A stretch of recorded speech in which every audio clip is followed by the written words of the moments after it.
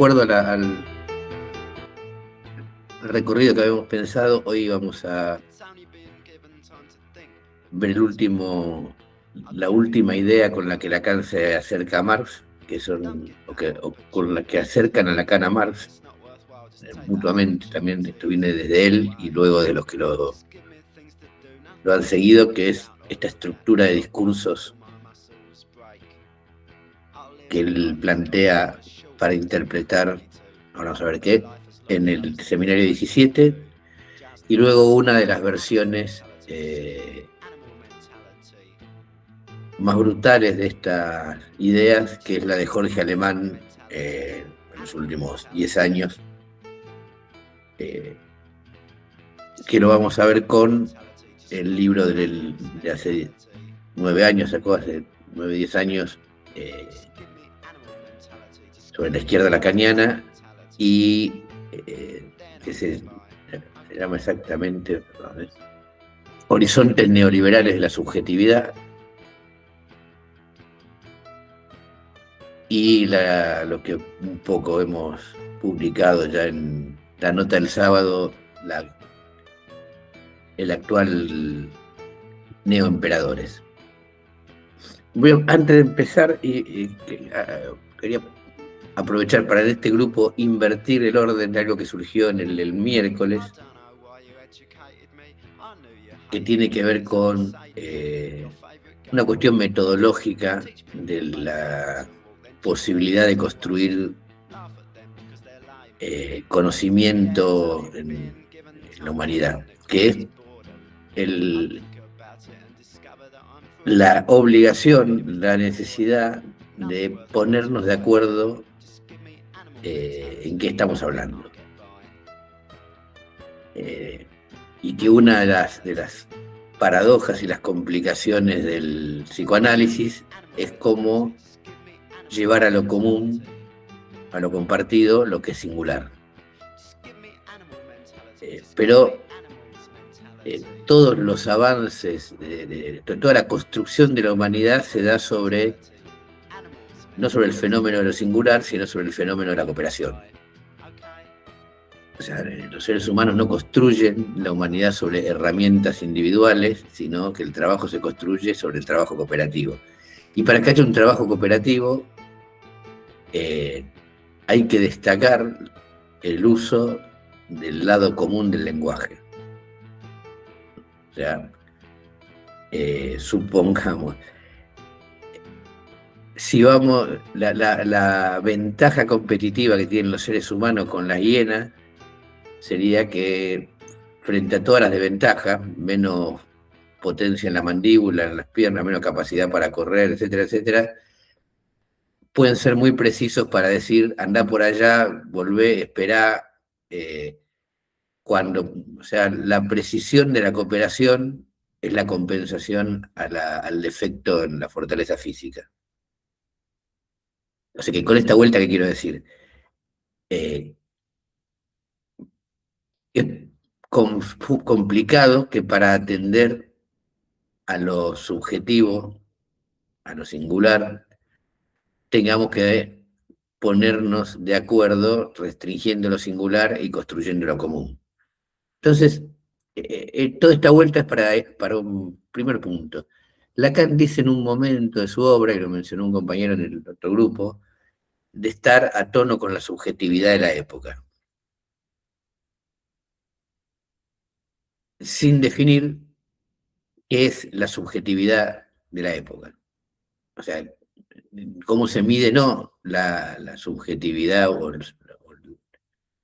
cómo se construye el sujeto o qué es el aparato psíquico del sujeto individual, sino cómo se mide, cómo se establece, cómo se determina y se puede compartir las características de la subjetividad de la época y además cómo se definen esas épocas, ¿no?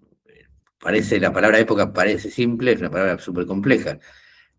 ¿Cómo enmarco yo el comienzo y el fin de la época a la que me refiero? Es una palabra muy tramposa, porque con época yo me puedo referir tanto a el presente más inmediato como a el periodo que va desde la aparición de la escritura hasta ahora, todo depende de cómo la defina, ¿no? Si no la defino, la palabra, la frase, el acerto es muy llamativo, pero absolutamente carente de sentido. Entonces, eh, justamente nuestra conversación gira alrededor de esto. ¿Qué capacidad de decidir algo para un pensamiento común tienen estos textos que estamos viendo? Y por otro lado, ¿de qué capitalismo habla Lacan y sobre todo los lacanianos cuando se refieren al capitalismo? Si tiene algo que ver con el capitalismo esto o es una mera construcción mítica. Aceptando en esto del lenguaje común, que la ciencia es un lenguaje común, pero la magia y el mito también. O sea, la religión también es un lenguaje preciso y común, pero la religión. Bueno, dichos estos anticipos metodológicos de lo que estamos discutiendo,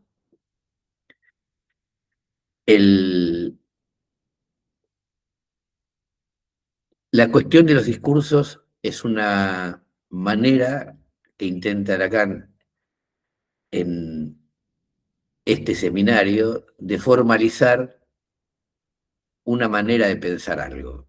Es muy importante la división que se abre al darle sentido a este algo que intenta interpretar. A mi juicio, lo que está tratando de decir Lacan, lo que dice, mejor dicho, es que el trabajo con el sujeto que él está construyendo permite formalizar 4 maneras de situarse en la relación con el lenguaje y lo real de los sujetos y 4 perspectivas de trabajo para el analista. Visto así, a mi juicio esto es perfectamente no solo pertinente, sino muy productivo. La otra posibilidad es imaginar que los 4 discursos son un modo de interpretar la vida humana singular o social o cualquier cosa en la que haya seres humanos, que es la puerta de entrada a la interpretación de la vida humana. Otra vez, vuelvo a insistir con lo del primer encuentro, otra vez la inmensa presión de la totalidad.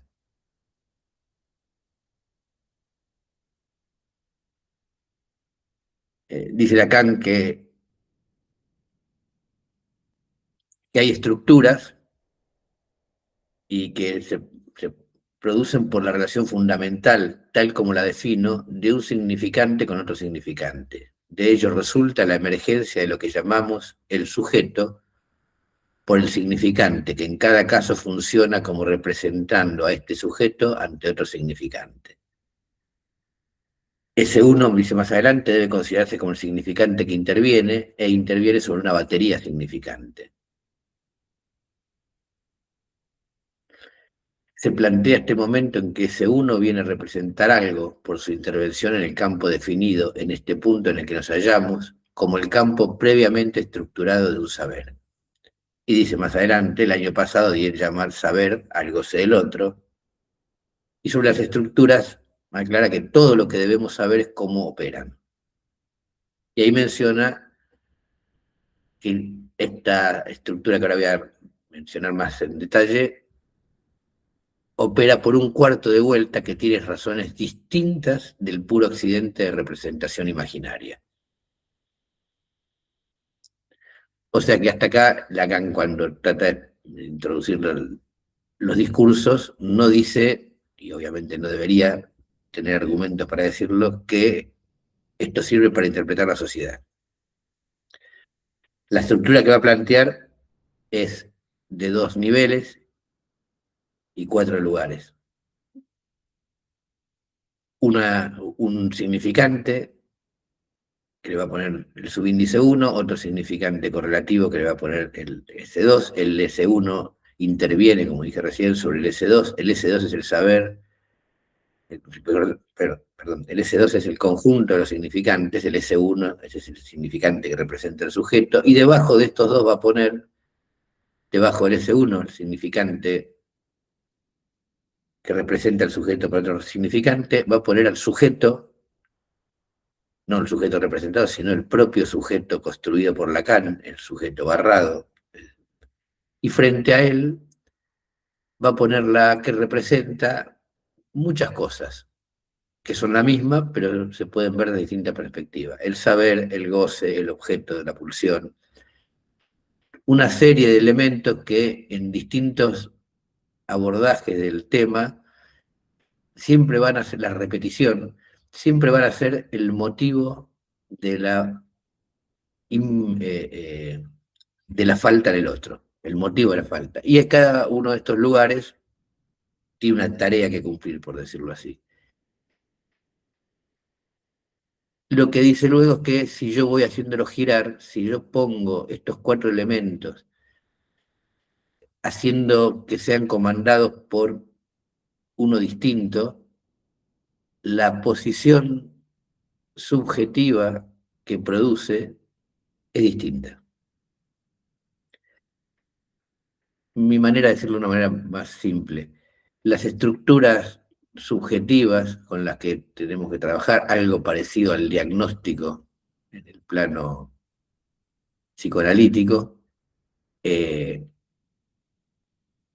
se pueden pensar de acuerdo a cuál es el elemento determinante de estos cuatro en ese momento del sujeto que tenemos en tratamiento.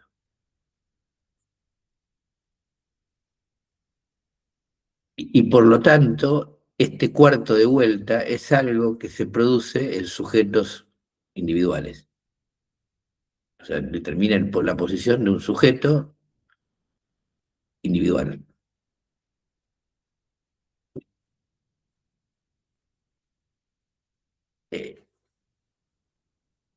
No dice, hasta ahora no hay motivo para pensar que esto podría explicar cómo funciona la producción, la inflación, el pacto de Bretton Woods,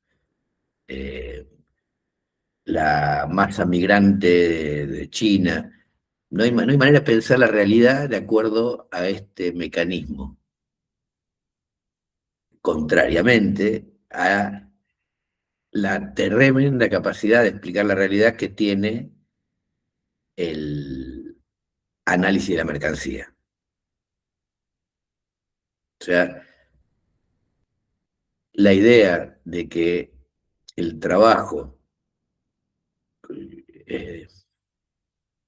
que porta una mercancía no ha sido pagado plenamente al productor y que siendo apropiado por el patrón se acumula como trabajo muerto frente al productor, creando una fuerza con lógica propia que se llama capital, me permite explicar las tasas chinas del boom inmobiliario y su derrumbe. Imposible entender esta lógica con los cuatro discursos lacanianos. Discúlpame, Ricardo. Una pregunta puede ser tonta. En el año 68, ya muchos marxistas preveían la crisis. 68, no en el 73 con la crisis del petróleo, fue una consecuencia de la crisis. ¿Está bien? Es posible que la crisis se haya dado por sobreproducción, como decía, como primera causa, como pregonaba Starita, por sobreproducción. ¿Está bien? Se terminaba las 3 décadas. De la crisis no vamos a hablar. No, pero viene otra cosa. Cuando va un trabajador del año 68 a psicoanalizarse con Lacan, ¿qué le diría Lacan? ¿Qué le diría? A ver, este es el punto. Un trabajador del año 68 es una entidad que no existe para el psicoanálisis. Para el 68 Lacan.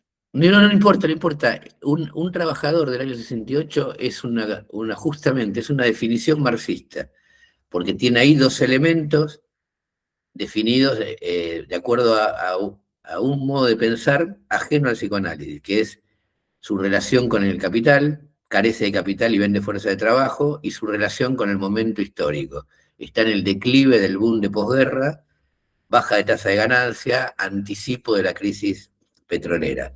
Pero para el psicoanálisis, esa concepción, esa idea no existe. Para el psicoanálisis, ese Juan Carlos Pérez que está hablando y solo hay que atender a su discurso, en ese momento y en ese lugar. Entonces, un trabajador del año 68 quizá es lo menos pertinente de lo que él porta para el psicoanálisis. Y aún siendo un trabajador del año 68, quizá lo único de lo que se trata su terapia es de su separación. Que obviamente esa separación no está colgada del aire, tiene que ver con el código civil y comercial de Francia en ese momento, tiene que ver con los prejuicios propios de la época, pero solo bajo el prisma de ese sujeto individual y único. En cambio, el trabajador del año 68 para nosotros sí es un concepto, una idea a pensar. En la clase obrera del fin del boom de posguerra, plenamente ocupada con poder sindical, ¿se entiende? No hay manera de que una cosa sea el mecanismo de pensamiento de la otra, aunque haya que tenerla en cuenta en términos muy generales. Pero no es que yo tenga en cuenta, digo, en términos muy generales, ¿qué quiere decir? Yo estoy en ese momento, así que a mí en este momento, mis pacientes son todos, como no hay ningún burgués en mi paciente, no porque lo rechace, sino porque no lo tengo. Mis pacientes son trabajadores del año 2026. Porque no, si me viene un trabajador del año 68 me pego un susto bárbaro porque viene con la máquina del tiempo, simplemente porque la realidad material no me deja otra alternativa. Entonces, volvemos a esto. ¿Cómo funcionan los discursos? Tratando de unir las dos grandes cuestiones con las que Lacan y el psicoanálisis viene elaborando desde siempre. Una es este funcionamiento particular del lenguaje, que no es el lenguaje plenamente comunicativo y preciso, y esto es lo que está en el S1, S2, la relación particular del sujeto en la cadena significante, en el lenguaje, y en la parte de abajo de la línea S1, S2, en ese sujeto barrado, objeto A, la relación siempre evanescente, compleja, movilizadora, del lenguaje con el cuerpo.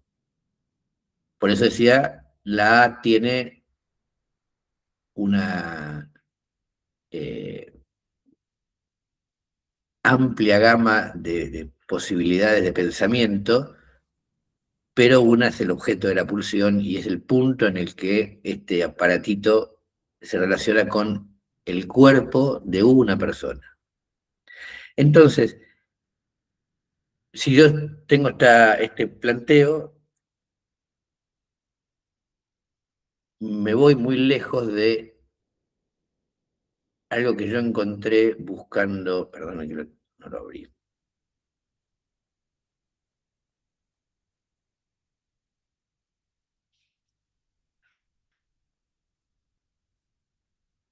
Un uso posible a la inteligencia artificial es que no brinda la verdad, pero brinda el sentido común. O sea, cuando uno pregunta eh, cómo pensar algo, obviamente que la inteligencia artificial no tiene la capacidad de pensarlo, sino de buscar lo que ha sido pensado. Entonces, cuando uno le pone cómo funcionan los discursos lacanianos, encuentra que la interpretación más común no es esta que estoy tratando de, y que el texto lacaniano explicita, la interpretación de un mecanismo para pensar el sujeto, sino de un mecanismo para pensar lo social. Y esto es lo que me da la inteligencia artificial. Lo quería leer para...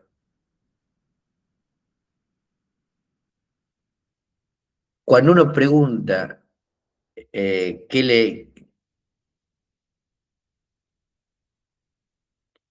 ¿Qué pasa con los movimientos que explicitan estos giros eh, que hacen el cambio de un discurso a otro? La inteligencia artificial dice, el efecto, ¿no? El efecto del cambio del discurso amo, ahora los voy a contar, pero digamos, el universitario dice, el efecto es, ya no te manda un rey o un jefe tiránico por la fuerza de su palabra, ahora manda la norma, el sistema escolar, la ciencia o la burocracia en nombre de la objetividad. Cuando uno le pregunta el discurso universitario histérico, dice, este cuarto de vuelta produce las revoluciones sociales, las protestas y el inicio de la demanda terapéutica.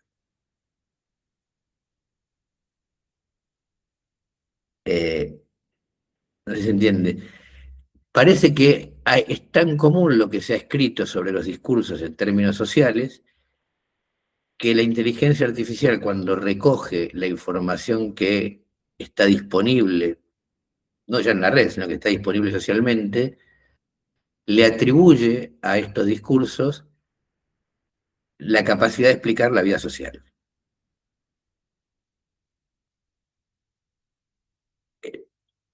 sin explicar eh, cómo entonces todos los seres humanos nos alineamos, ¿no? Esto, la pérdida, una palabra tan elegante, bueno, la pérdida de este movimiento es gigantesca, porque un discurso que durante un siglo intentó darle un lugar a la singularidad, de golpe supone que los cambios sociales significan un alineamiento automático de todas las singularidades que allí se pierden para responder a lo social. Dicho de otra manera, parecería ser que todas las subjetividades se estructuran de la misma manera cuando hay una revolución, de la misma manera cuando hay un un líder carismático, de la misma manera cuando hay un sistema político burocrático estabilizado institucionalmente.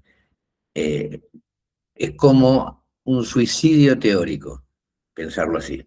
En lugar de que hay un sistema social que de alguna manera está sostenido por muchas subjetividades particulares, singulares, que actúan distinto y que en el plano individual cada una actúa de una manera y lo social es otra cosa. Ahora parece que todo esto es nada más que la explicación de cómo todos pensamos distinto y pensamos igual y gozamos igual de acuerdo al clima político. Entonces, pero puedo decir que todos los tipos en este momento gozan de esta manera, y sea, como dijo Valdano cuando no llegó a la lista del Mundial 90, tanto nadar para morir en la orilla, ¿no? Tanto luchar para construir un sujeto evanescente y vacío para después ponerlo en la filita de lo general, ya no de lo universal ni siquiera, de lo general y hacerlo simplemente un efecto del clima político del momento. Otra manera de pensar esto, para mí mucho más productiva. Perdón, al final de este seminario,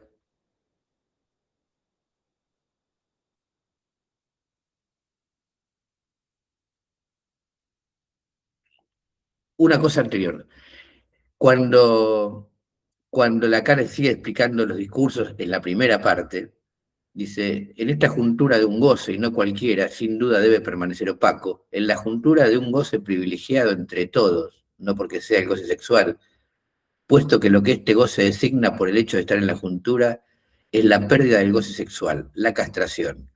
Es en relación con la juntura, con el goce sexual que surge en la fábula freudiana de la repetición el engendramiento de algo radical que da cuerpo a un esquema literalmente articulado.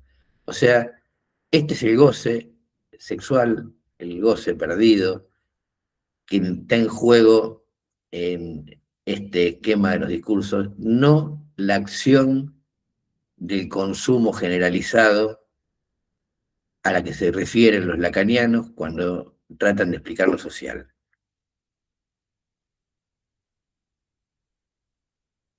Es más, Una segunda explicación, por favor. Perdón, sí, ¿podrías repetir ese párrafo, Ricky, por sí, favor? no. Espera.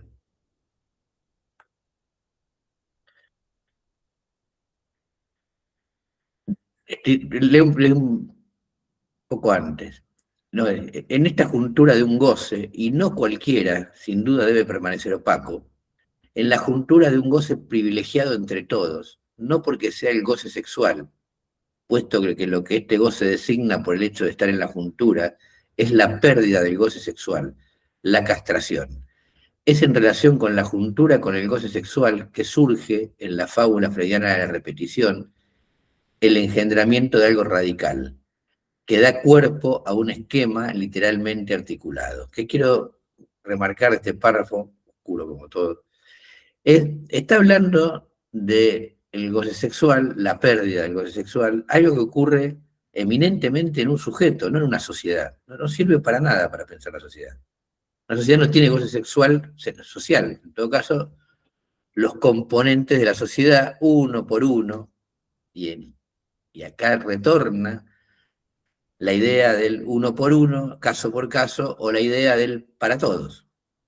No podemos estar en los dos lados a la vez.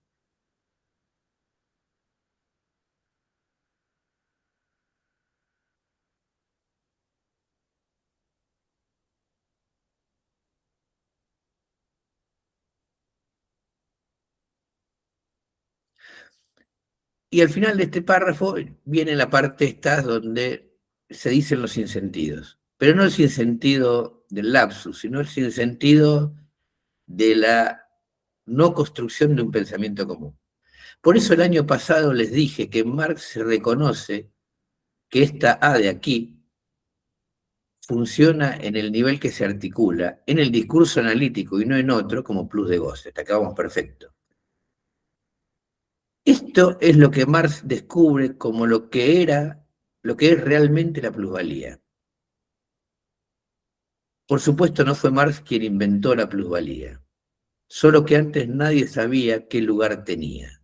Era el mismo lugar ambiguo del que hablaba hace un momento, el trabajo de más, el plus de trabajo. ¿Qué se paga con eso?, se pregunta él, si no precisamente goce, que es preciso que vaya a algún lugar. Lo inquietante es que si se paga, se tiene, y desde el momento en que se tiene es muy urgente derrocharlo. Si no se derrocha, se pagan las consecuencias. Bueno, ¿se entiende? Este párrafo es una pavada completa, y esto no hay manera de que alguien me diga que tiene algún sentido. Por una cuestión, cualquier analista, ¿no? cualquier estudiante de primer año de la facultad sabe que lo que está en juego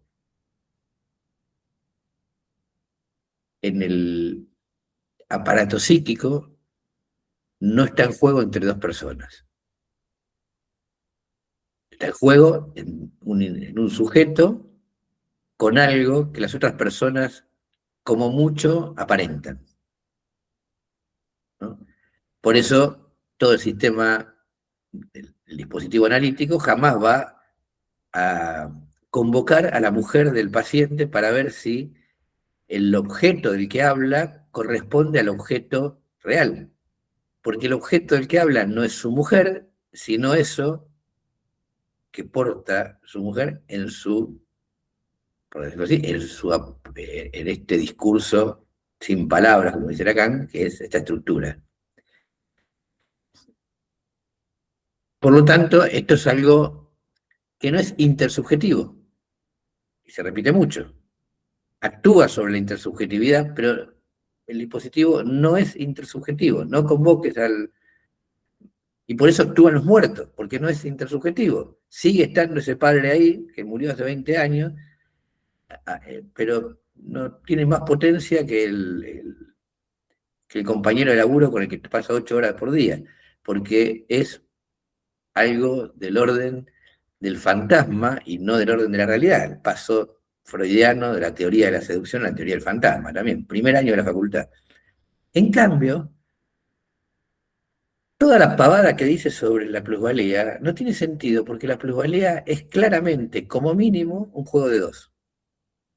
Y aún como un juego de dos está mal pensada. La plusvalía es como mínimo un juego de varios. ¿En qué sentido? Primero que no hay trabajo de más ni de menos. El trabajo es siempre justo. ¿Quién comprueba esto? El mercado. Yo tengo que trabajar para producir un objeto y ese objeto tendrá el valor del trabajo promedialmente social, como dice Marx. Del trabajo que marca la productividad propia del momento. Si trabajé de más, si yo soy muy lento tejiendo escarpines, no voy a vender esos escarpines más caros, sino al precio de mercado. Segundo problema, no trabajo de más, trabajo lo justo que está determinado por el mercado. Estamos hablando del capitalismo. Y como trabajo lo justo, que es el valor que marca el precio determinado por el mercado, no hay ni de más ni de menos. Lo que hay es un particular reparto del valor. Entonces, no hay derroche. La plusvalía no es derroche, sino apropiación. Y para que haya apropiación o expropiación, tiene que haber dos seres humanos, el que produce y el que se apropia de lo producido por otro. Eh, el, lo que dice Marx, la plusvalía de Marx, y esto que dice Lacan, no comparten ningún sentido común. Salvo uno, que es el de que todos los lacanianos ignoran a Marx. No lo han leído, no entienden qué es la plusvalía, no se han tomado el trabajo de tratar de entenderlo, porque la idea de entender este mecanismo derrumba la posibilidad inmediata de la totalidad de la religión que me hace eludir la castración y que me permite ser completo, que es la ambición de la izquierda lacaniana. En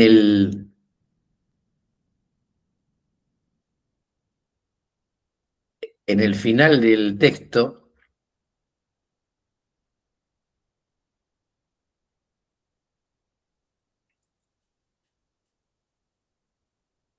hay una...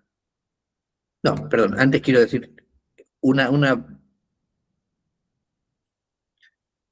idea contrapuesta a esto, es que los discursos vienen a tomar con otra precisión y con otras ambiciones el lugar de la nosografía freudiana o de la estructuración freudiana.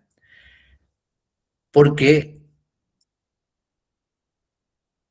no es muy difícil el darse cuenta que el discurso amo se parece mucho a la problemática freudiana de los ideales, el problema de estar dominado por los ideales, que el discurso universitario con su donde predomina el saber es muy cercano al funcionamiento de la neurosis obsesiva. El discurso de la histérica, justamente, donde predomina la pregunta y el cuestionamiento, el agujerear al otro, se parece mucho a la neurosis histérica, y que el llamado discurso del analista, en el que se aborda el lugar de la falta, se parece mucho a la entrada en análisis. Y que entonces esta formalización permite una mejor interacción de la relación entre el lenguaje, el goce, el cuerpo y el abordaje clínico. La otra versión, que esto explica cómo funciona la sociedad, tiene un un resultado inmediato, que es esa sociedad a la que me refiero no existe porque es igual en todos lados y se parece mucho a mi caprichosa interpretación. No tiene carácter, definición, sentido. Al final del texto del seminario 17 hay una clase separada de los seminarios, se llama el Analiticón, es una de 4 clases que al final no se dieron, se dio solo la primera, en otro, invitado en otro lugar, en el que Lacan recibe a uno, recibe no, están ahí los estudiantes y entran algunos a cuestionarle qué es un mandarín, que es el nombre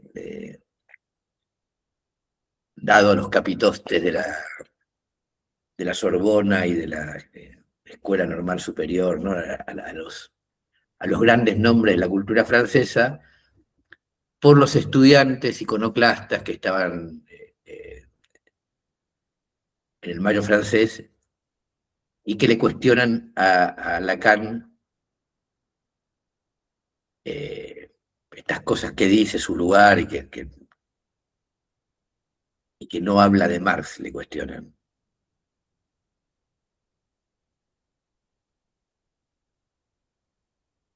Pero hay un par de cosas que me interesa resaltar de ese momento.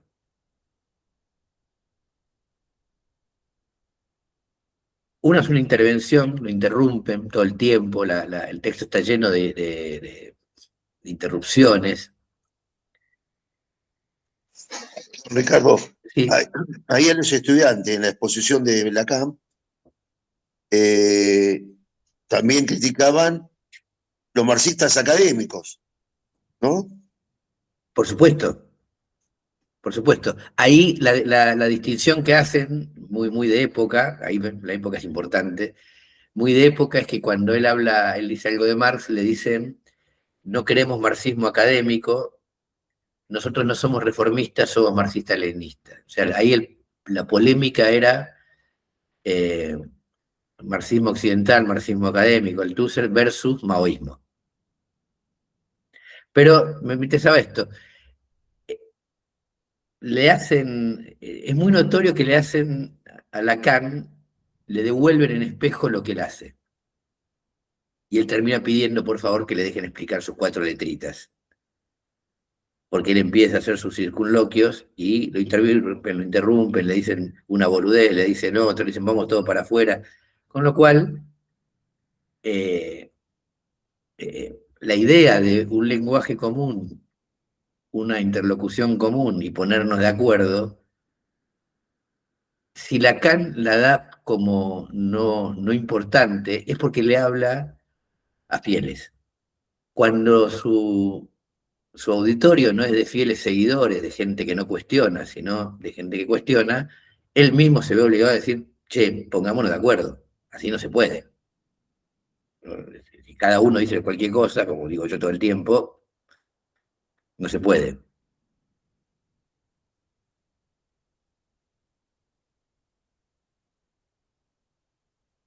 Y es donde dice 2 cosas importantes al final. Una sociedad no es algo que pueda definirse de cualquier manera. Lo que intento articular, porque el análisis me lo demuestra, es lo que la domina, a saber, la práctica del lenguaje. Bien, esta es una definición categórica y, vuelvo a decir, antimarxista. La sociedad, para Lacan, está dominada por la práctica del lenguaje. Por lo tanto, la plusvalía, que es una cuestión relativa al trabajo, cae. Como cae todo, no tiene sentido. Y por otro lado, digo, no tiene sentido porque la plusvalía, cualquiera que trabaja lo puede comprobar, no necesita el lenguaje, es muda. O sea, cuando un pibe Rappi está pedaleando, lo que tiene que hacer es llevar el pedido y con eso solo se realiza el acto de expropiación. A él no le van a pagar lo mismo que la parte de valor que esa distribución sobre la producción termina de construir. No tiene que decir nada, no es que le dicen algo. Y no está pedaleando porque lo convencieron, está pedaleando, como todos nosotros, incluidos los psicoanalistas, porque tiene que comer, pagar el alquiler, pagar las cuentas. Y al final dice esto. Dice, si tuvieran un poco de paciencia y si quisieran que nuestras reuniones continúen, les diría que la aspiración revolucionaria es algo que no tiene otra oportunidad que desembocar siempre en el discurso del amo. La experiencia ha dado pruebas de ello. A lo que ustedes aspiran como revolucionarios es a un amo. Lo tendrán.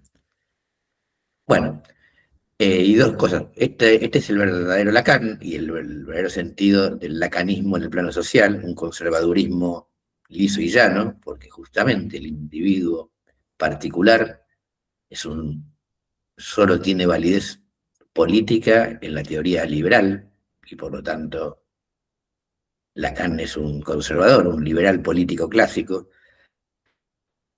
pero además no se puede dejar pasar esta constante señalamiento de cómo piensa Lacan la época, que para Lacan la época empieza con el neolítico y llega hasta hoy. El uso reiterado a amo y esclavo, a Aristóteles, a textos medievales, al referirse a esto, ¿no? Al referirse a la estructura social, revela que Lacan, en el plano social, no va más allá de ese comentario común de Doña Rosa, que es siempre hubo pobres. O sea, siempre hubo pobres es un comentario, siempre hubo amos, amo y patrón, amo y burgués es lo mismo. Es un comentario que no levanta un palmo del suelo, es muy rastrero, porque justamente si hay algo que Marx intentó construir es la precisa intelección de que el capitalismo funciona de una manera no solo distinta, sino diametralmente opuesta a los modos de explotación previos. Que el capitalismo funciona mediante una fuerza económica que no requiere de lazos personales. Entonces yo pongo amo, si yo pongo menciones como hay en distintos puntos del seminario, lo que hace el esclavo frente al amo, lo que estoy revelando es que no entiendo nada de la vida social. Amo, patrón, burgués, rey, pueden ser nombres que se deslicen metonímicamente en el discurso de un sujeto. Son términos característicamente opuestos en términos sociales. Entonces, otra vez. Amo, ahí se refiere a la obra de Freud o toca a Hegel. Es que Hegel tiene el mismo problema. Hegel no ve plenamente lo que es un burgués porque no termina porque queda atrapado en nuestra, digamos así, atrapado en esta dialéctica del amo y el esclavo, que es subjetiva, pero esto no explica la lógica de la sociedad. Que no es lo mismo tener esclavos que a ver, no es lo mismo tener esclavos que contratar empleados. Y esto cambia toda la vida social. Como no es lo mismo tener esclavos que contratar empleados, no es posible explicar la inteligencia artificial con la existencia de amos. El amo no es dinámico. El amo no compite en un mercado. Entonces yo no puedo explicar nada de lo que está pasando a partir de un discurso. Tampoco puedo explicar por qué todos nos alineamos en tal o cual discurso socialmente. Bien.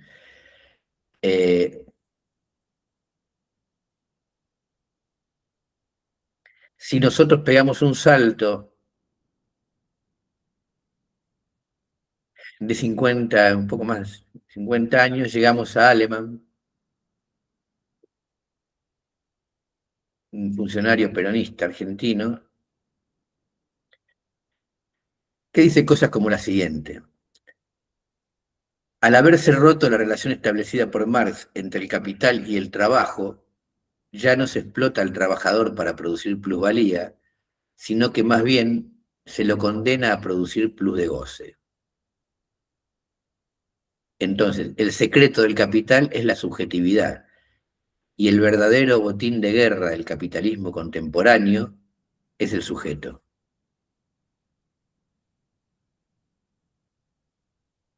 No se entiende, La verdad que no lo entiendo, no lo entiendo. es que, Quisiera entenderlo, pero no puedo. No. es que no hay nada que entender. Está intentando explicar, a ver, primero puedo decir la intención, es peronista, está intentando explicar que lo que intentan explicar todos los intelectuales peronistas, que la distinción prevaleciente en la sociedad no es entre las clases sociales, sino entre otra cosa. Fundamentalmente, cuando tienen plata, la distinción es entre lo estatal y lo privado. La gestión estatal que es buena y la gestión privada que es mala. Y cuando están en el Estado y no tienen plata y la están cagando del Estado, la diferencia social fundamental es en la intención, entre los buenos y los malos. Los malos entonces ya no explotan trabajo para obtener y acumular riqueza, sino que quieren obtener plus de goce. Lo bueno de estos textos evanescentes, y esta especie de anguila en un balde de moco, algo imposible de agarrar, es que tanto sirve para un barrido como para un fregado. ¿Qué es querer obtener plus de goce de los trabajadores? Cualquier cosa, lo que se te ocurra. Vos tenés razón, Fabián, no tiene sentido. Pero como todo lo que no tiene sentido, permite cualquier interpretación. O sea, podríamos decir esto. ¿Y cuál es el plan económico alternativo a esto? Ah, no tengo idea, no sé, si no sé lo que estoy hablando.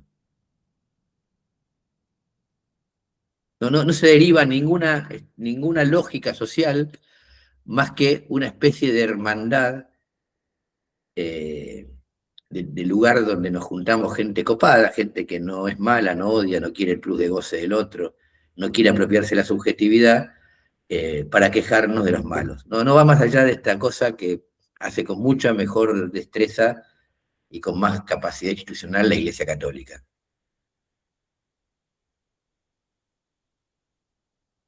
Ejemplo, el discurso capitalista se caracteriza fundamentalmente por autopropulsarse desde el interior de forma ilimitada, de manera tal que no conoce crisis,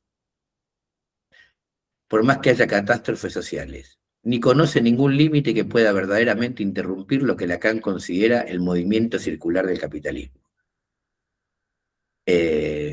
Bueno, no hay crisis, en el capitalismo no hay crisis. ¿Por qué? Porque es un movimiento circular autopropulsado. O sea, en el 2008 no pasó nada.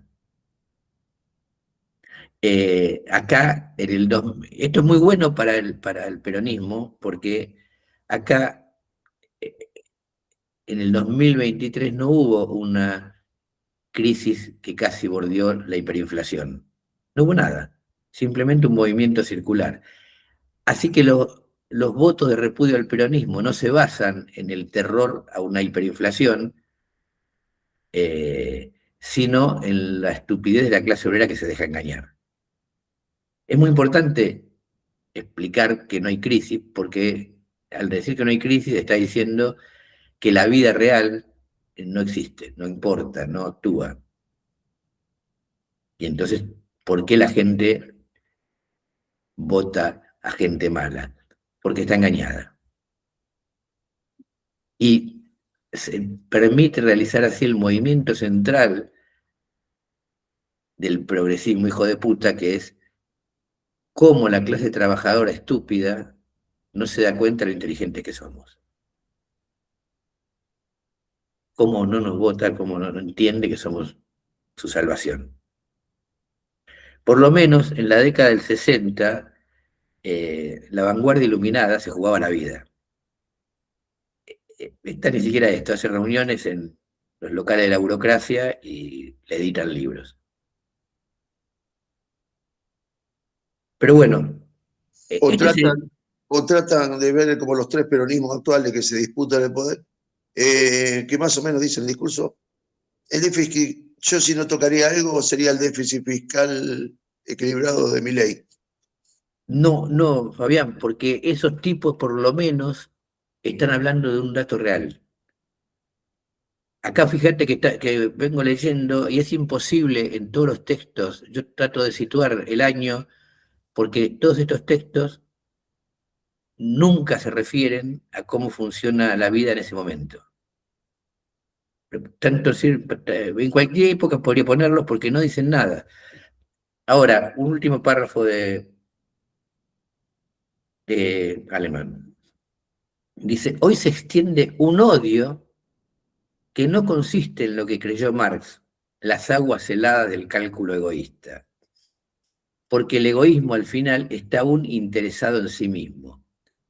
El problema es el que está interesado en el mal de los otros, y que lo que está de tal modo que es capaz de hacerse un daño que lo extinga con tal de que los otros se perjudiquen para siempre, con tal de que los otros pierdan finalmente lo que deben perder. O sea, y acá termino, de esta deriva que parte del sujeto para explicar la sociedad se termina en que ya no hay acumulación capitalista, sino ganas de perjudicar a los demás. Y volviendo a lo más rastrero del pensamiento barrial, el problema es que hay gente mala. Tanta vuelta para llegar a que el problema es que hay gente mala y que solo quiere ser mala. O sea, toda la obra de Marx se construyó sobre la idea de que había fuerzas objetivas, la acumulación de capital, que determinaban en última instancia los eventos sociales, que sin explicar esto, todo lo que fuéramos a explicar después se desorientaba. Todo el pensamiento lacaniano sobre la sociedad es un retroceso al cristianismo. Al final está el demonio, al final está la maldad, al final todo es separar en el rebaño a las buenas ovejas de las ovejas descarriadas.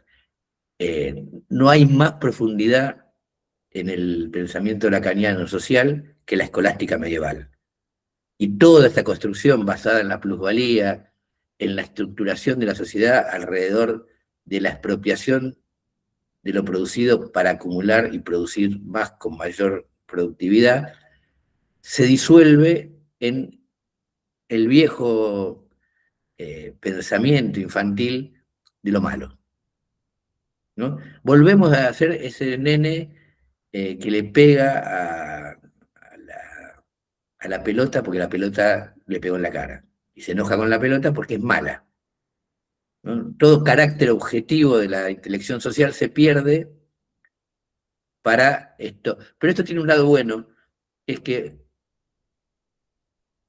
todos los que piensan así se sienten no solamente buenos, sino completos. Porque ahora hay una teoría totalizadora. Y además, esa teoría totalizadora, con muy poco, con declararme bueno, ¿no? Es como la religión. Yo exploto, mato, eh, con ir a misa y confesarme vuelvo a ser bueno. Y esto es lo mismo. Alemán no es un distorsionador de la izquierda lacaniana, es el que lo lleva hasta su absurda conclusión lógica. Es un tipo valiente en un sentido. Esto va a la pavada y él la lleva hasta la pavada. Pero entonces, también como psicoanalista, para mí esta deriva de querer pensar lo social con herramientas que nos sirven es una pérdida por dos lados. Amenaza una teoría consistente como la marxista, en lugar de pensar preguntas consistentes, ¿no? Como cómo se enfrenta la IA con declaraciones o con huelgas como los actores y los guionistas de Hollywood. En lugar de esas preguntas que se anclan en la realidad existente, se disuelve la lucha social. Pero además se pierde el uso estrictamente positivo, útil, productivo de esto para pensar los pacientes. Porque finalmente yo al paciente no lo puedo, si pienso de esta manera, ya no lo veo como alguien que se construye en un dispositivo singular, sino como alguien que es un efecto de un discurso social. Y esto no es psicoanálisis. No porque no seamos todos efectos en alguna medida de un discurso social, sino porque eso no es lo que interesa al psicoanálisis. Sí, claro.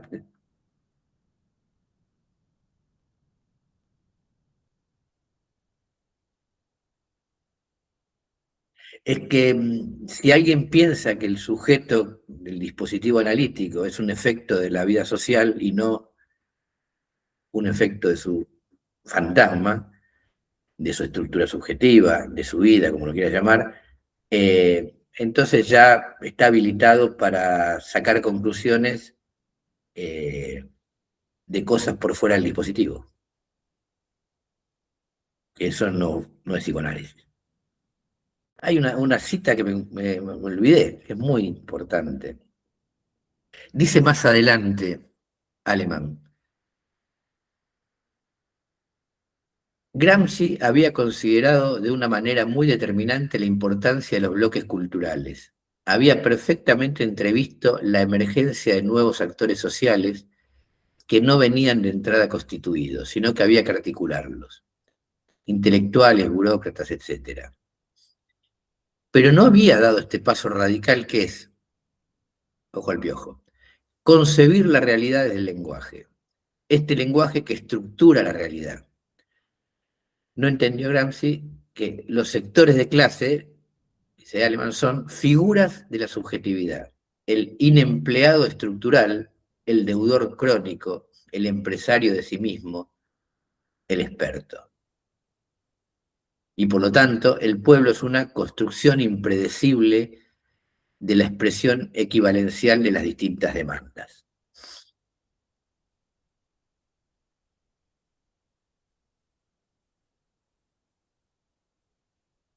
Y dice más adelante: una verificación política que para mí tiene este problema es la siguiente. Cuando uno era militante en los 70, iba a las villas y podía aceptar la definición de Marx de que la pobreza era la no satisfacción de las necesidades materiales. En cambio, ahora lo que se ve es una inflación de goce. Esto es, el eclipse de lo simbólico. En otras palabras, no hay tramas simbólicas que permitan articular ese goce, pero hay armas fabricadas, marcas falsas, drogas de todo tipo, plasmas.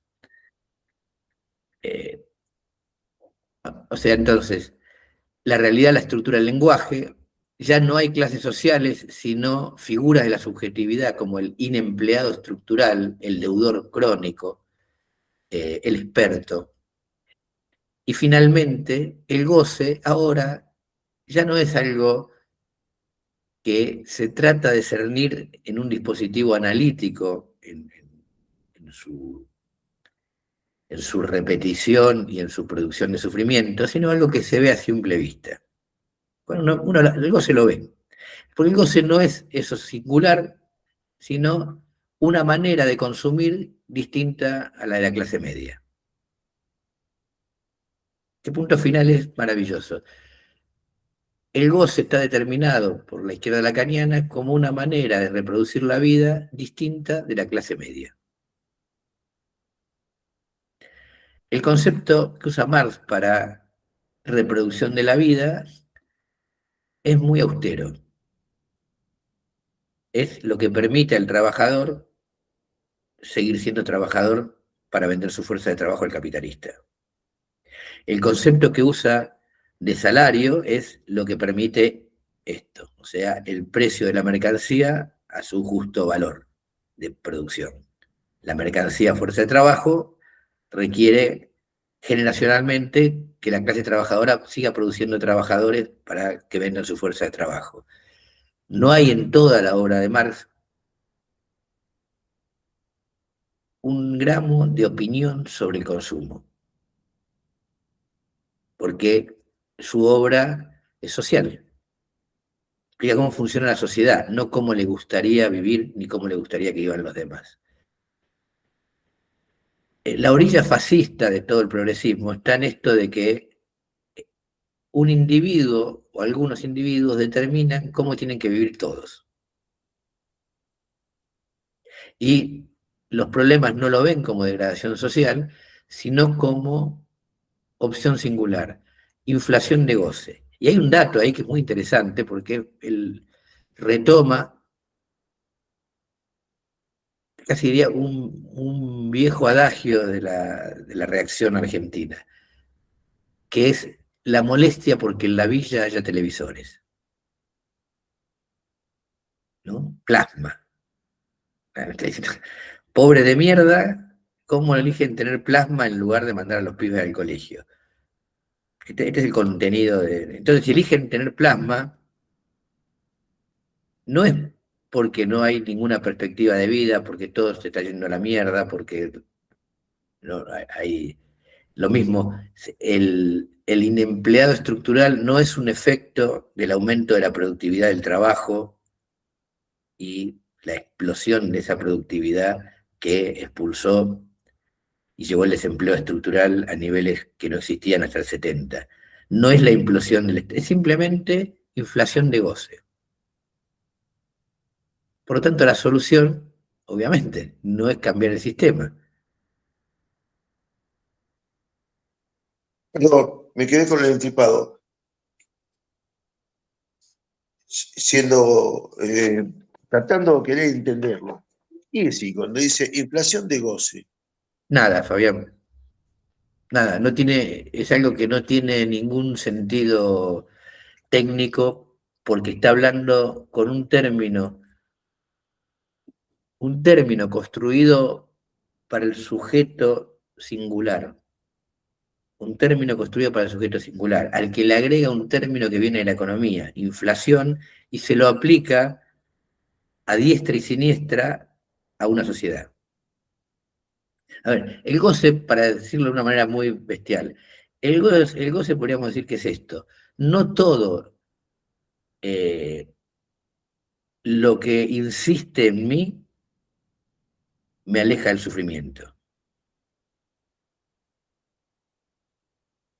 Hay cosas que me dan placer y satisfacción y construyen una vida más vivible, pero hay cosas en mí, no en el exterior, justamente, este es el concepto de goce, no en el exterior, en mí, que me empujan a un lugar de sufrimiento. Yo te voy a decir uno tuyo, que se ve, pero no porque lo sepa, el faso. El faso. Mucha gente dice, quiero dejar de fumar. Y bueno, ¿y quién te lo impide? No, no puedo, pero ¿quién te lo impide? Nadie. Entonces, ¿hay algo que insiste en vos en fumar? Sí, pero vos mismo decís que querés dejar de fumar. Esta contradicción, como verás, es una contradicción que está adentro del sujeto, del individuo singular. Uno puede decir, no, bueno, la propaganda de Mazarín ya está prohibida la publicidad. ¿Y entonces por qué seguir fumando? No puedo. Eh, un acercamiento muy, muy general al goce sería esto que le pasa a cada uno en sí mismo. No se puede determinar desde afuera porque no es algo juzgable, es algo propio de una experiencia. ¿Y sabes dónde se puede determinar este funcionamiento? En un dispositivo que se llama análisis. Cuando un analista cree que porque funciona en un dispositivo de estos, sale y a diestra y siniestra designa lo que es goce, lo que es placer, lo que es justo, lo que es injusto, está loco. De la misma manera en términos inversos. Cuando la explicación de cómo funciona el sistema social, yo creo que me sirve para explicar la singular arquitectura de un sujeto, estoy loco. Deliro, construyo alucinaciones. Son dos mecanismos que no tienen nada que ver uno con otro.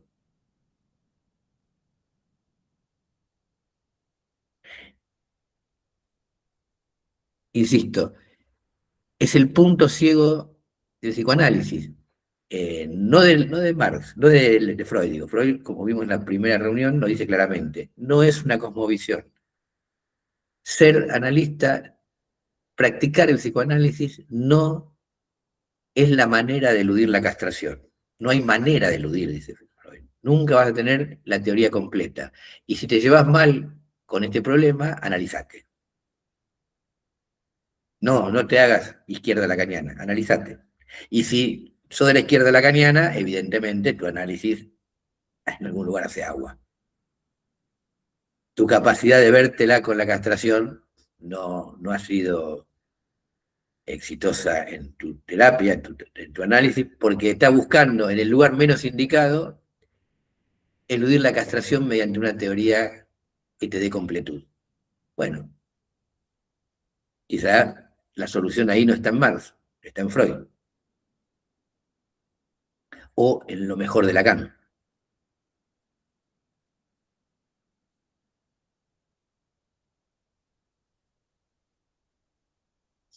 Bien, preguntas, comentarios, citas que no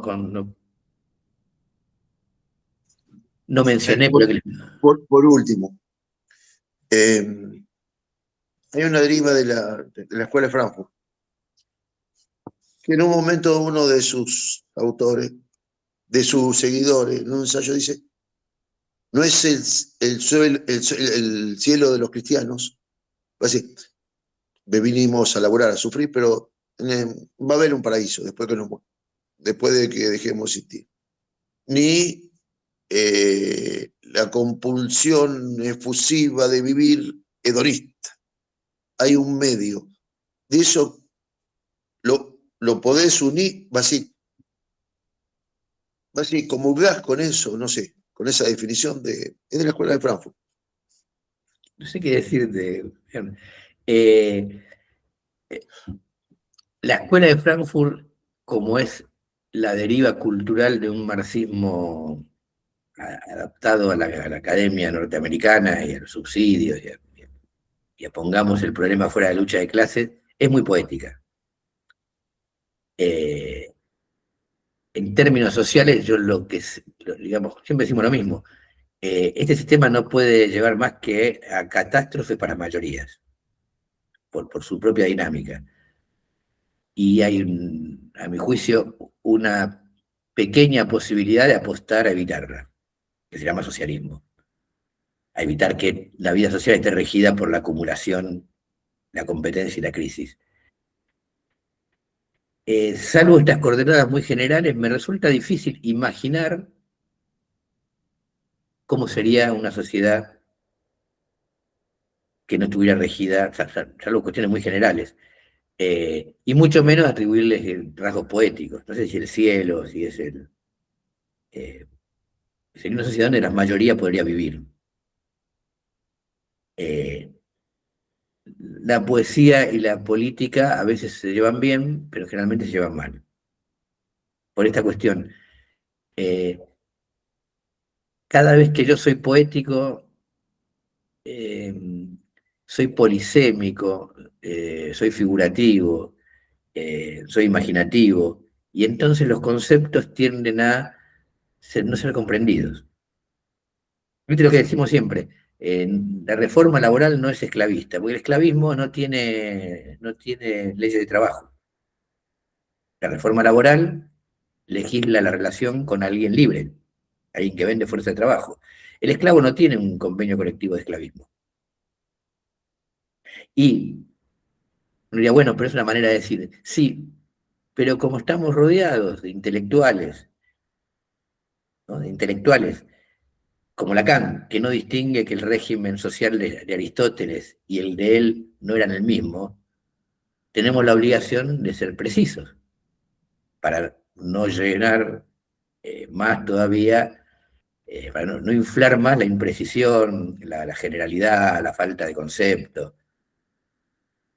Porque no queremos hacer esto que le pasa a Lacan, que es impreciso, es fantasioso, es un showman, y un día se encuentra con que hay otros que pueden hacer lo mismo que él y le cagan el show. ¿no? Va ahí va a Vincennes a la universidad y se encuentra con los pibes que están dispuestos a hacer pelotudeces, igual que él, a ir de acá, de allá, a cambiarle el tema, a hacer abruptos giros en lo que le están planteando. eh, y el tipo dice, bueno, si me dejaran hablar, claro, claro, claro, estás tomando tu propia medicina, ¿no? O sea, todo eso que en lo que te apoyas, que es la falta de precisión, cuando uno lo padece es infernal. Yo, si quedan psicoanalistas, yo estimo que sí, probablemente, a mí siempre me pareció eh, que los psicoanalistas, por nuestra propia tarea, y Lacan en ese sentido es una contradicción, y Freud un poco también, deberíamos estar condenados a un cierto ostracismo social. La fama y el psicoanálisis no podrían ser muy eh, amigos.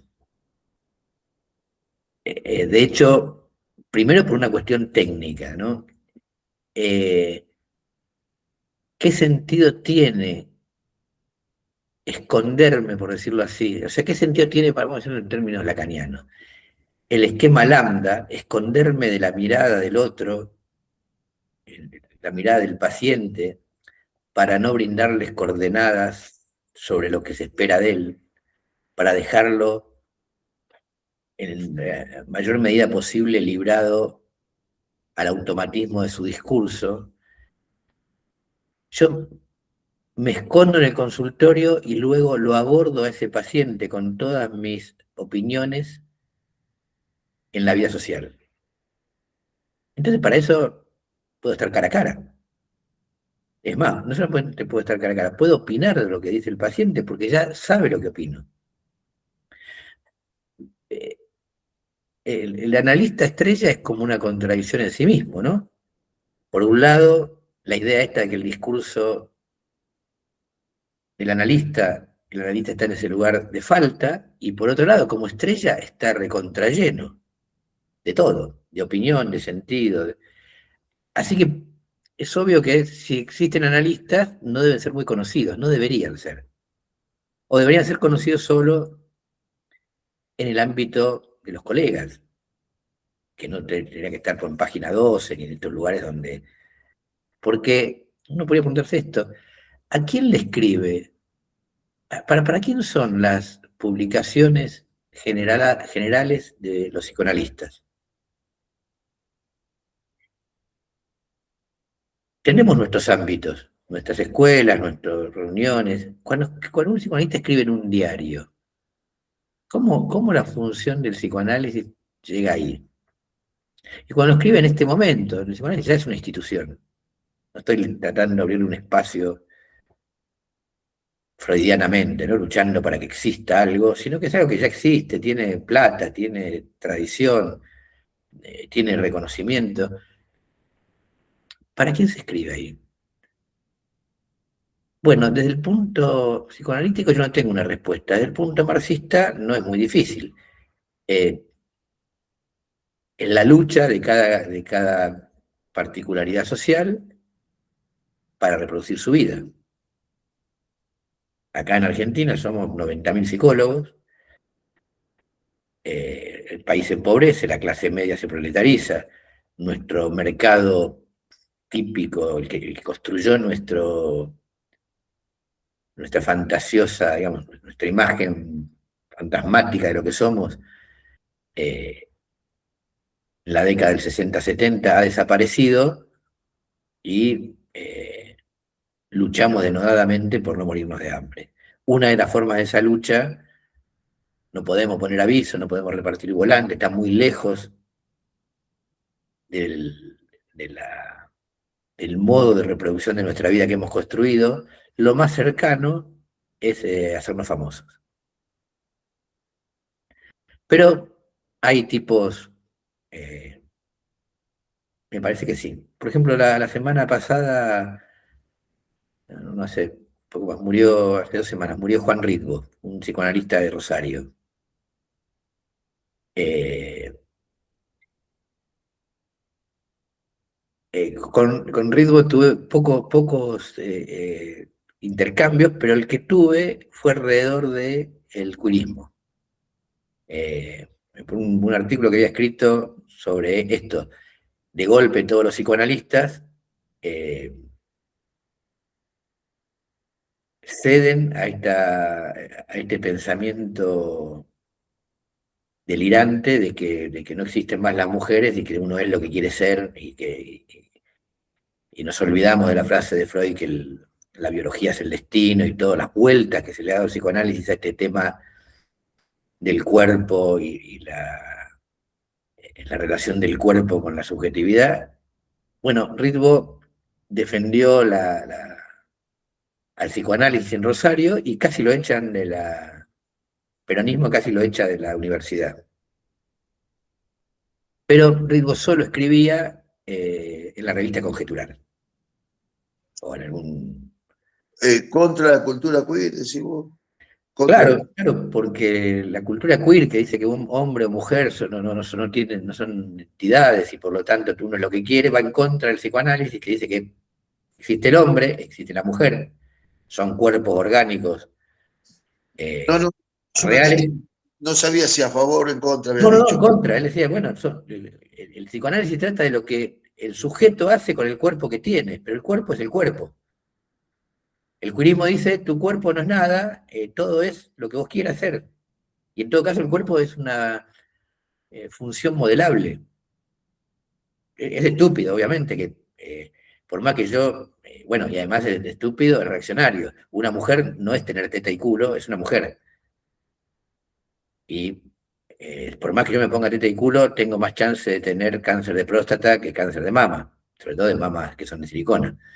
Pero a lo que iba es esto, no es muy conocido, escribía en una revista técnica que podía leer cualquiera, no es que estaba vedada, pero que no aspiraba al gran público, sino a los colegas, y casi lo echan de la facultad por defender estas ideas. Pero esta idea de psicoanálisis y cierta falta de popularidad o de fama me parece coherente con la práctica. Así que yo supongo que debe haber. Los que conozco justamente por este mismo mecanismo, los que se hacen conocidos diciendo estas cosas, cómo funciona la sociedad.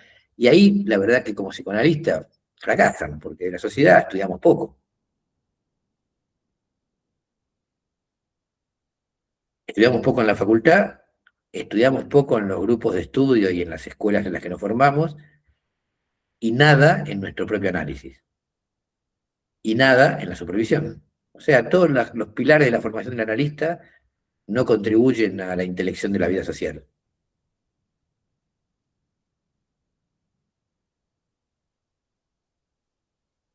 Y por eso uno podría analizarse con un buen analista que sea muy reaccionario y podría analizar a un paciente reaccionario sin que esa manera de pensar la vida social sea el objeto a modificar. Justamente por esta exterioridad entre la vida social y el sujeto del psicoanálisis. Nosotros tuvimos unos encuentros con un grupo de estudiantes de psicología que se autopercibían de izquierda. La crisis con ellos fue que su idea era que militar era hacer eso que les gustaba y luchar porque cada uno haga lo que le gusta en términos inmediatos. Así que nuestra idea de que lo que hagan en términos de disfrute, de consumo, no es un tema del marxismo, cada uno disfruta como puede, como aprendió, como le da el cuero, pero que para cambiar la sociedad había que estudiar la sociedad y organizarse para cambiarla, iba en contra de este disfrute inmediato, que era, o sea, hacer peñas en la universidad y juntarse y sobre todo la gran ambición progresista, ¿no? Pronunciarse por cosas que pasen muy lejos, cosa de que no tengan ni costo, ni importancia, ni incidencia. Bueno, obviamente se alejaron de nosotros con mucha razón en términos de su perspectiva, pero en general lo que pasa con el pensamiento social, discutir cómo funciona la sociedad y los psicoanalistas, es que cuando se ven obligados a reconocer que lo que hacemos no sirve para pensar lo que desconocemos, eh, vuelven a su caparazón. ¿Por qué? Bueno, mi idea es mal análisis. No se la pueden ver, hay que vérsela con la castración y decir, esto no se puede. Si no tengo un buen análisis, cuando llego ahí me aterro, me horrorizo, me ofusco y vuelvo a mi teoría de la completud. Yo puedo pensar todo con esta teoría y en todo caso lo que no funciona es problema de los otros, de los malos, de los brutos, de los idiotas. Si hay un problema objetivo en la sociedad, ese problema me afecta porque yo soy parte de la sociedad.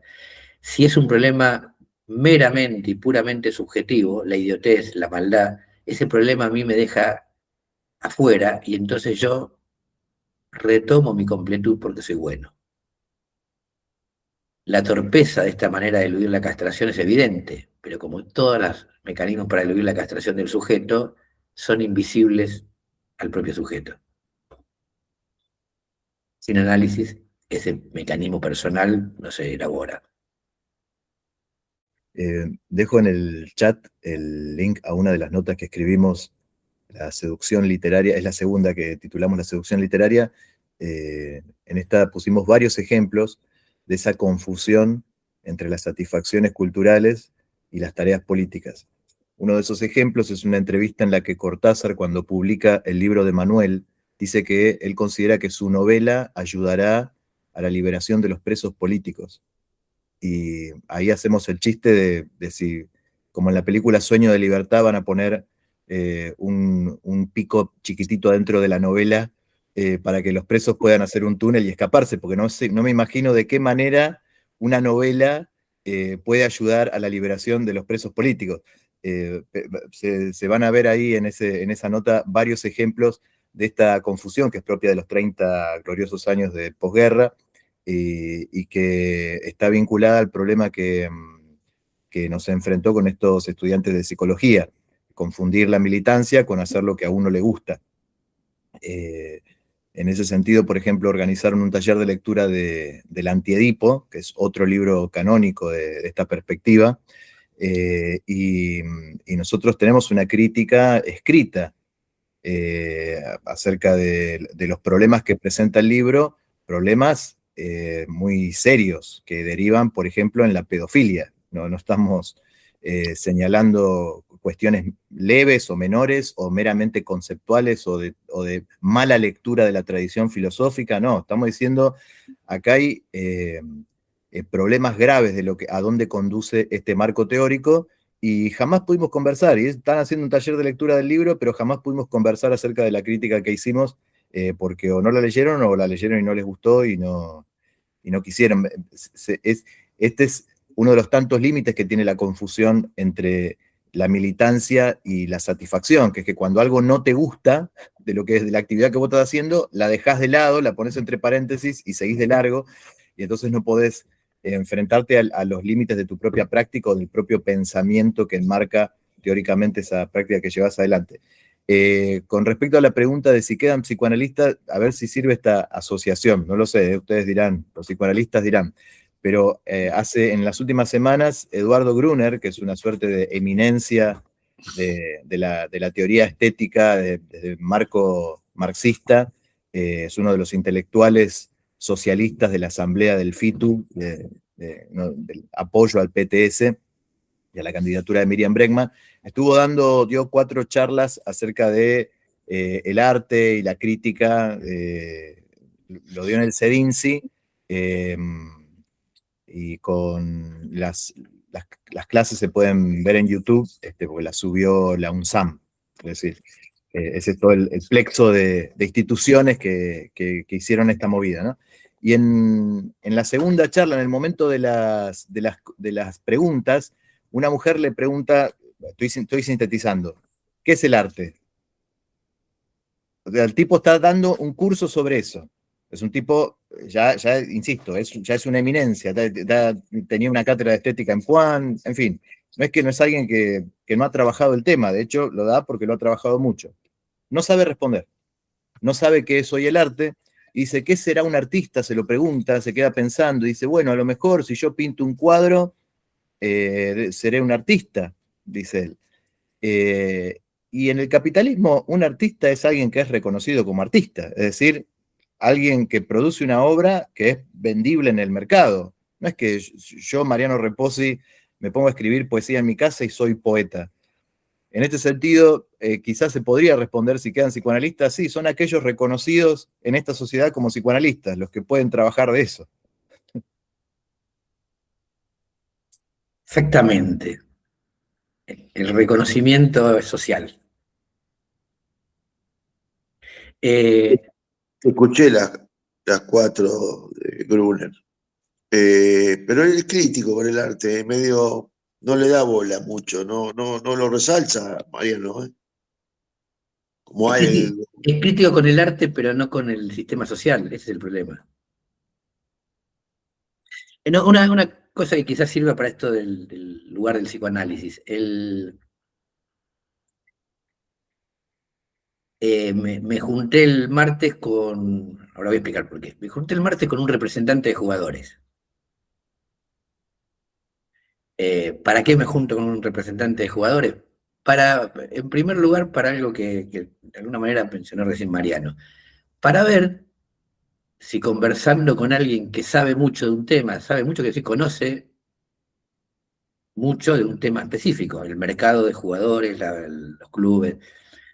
Lo primero que yo quiero ver ahí es si lo que nosotros pensamos, escribimos y opinamos está de acuerdo con la realidad. Porque esa realidad yo no soy trabajo ahí, la trato de entender. Las piezas fundamentales de esa realidad son los que la hacen, para entenderla yo tengo que escuchar. La segunda cuestión es para verificar esto. El tipo es a la vez parte del negocio que destruye los clubes y la pasión, y a la vez un apasionado por los clubes y el fútbol.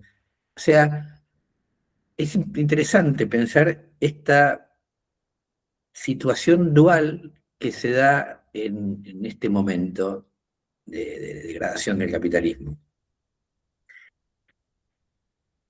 Él sabe cómo se venden, se compran los jugadores, cómo se hace el scouting, de qué manera se transan con los clubes, de qué manera todos los jugadores son mitad una elección, mitad un soborno, todo esto, muy interesante para sacar datos. Él sabe todo esto y a la vez está enamorado de el folclore del fútbol, por decirlo así. Todos los días va a un bar donde se junta con otro tipo que tiene un buen vivir, evidentemente, porque están a las 9 de la mañana en un bar boludeando, y hablan de fútbol, y después, y cuando no sé, y quiere le gustaría escribir un libro de anécdotas, de estas anécdotas que emotivas, de cuando fue sus 12 momentos que al Boys le dio una alegría, y que no son campeonatos. Bueno,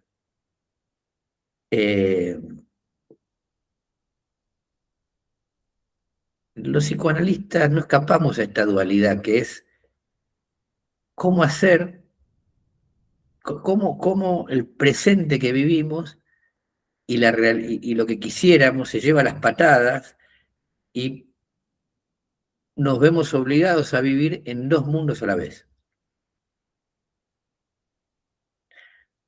Lo que decía Mariano, entonces, ¿cómo vivo en dos mundos a la vez? Me reinvento que son el mismo mundo. Que es lo que me decía este muchacho no veía, y lo veía cuando se lo marcaba, pero no veía que lo que él veía amenazado lo estaba destruyendo él mismo.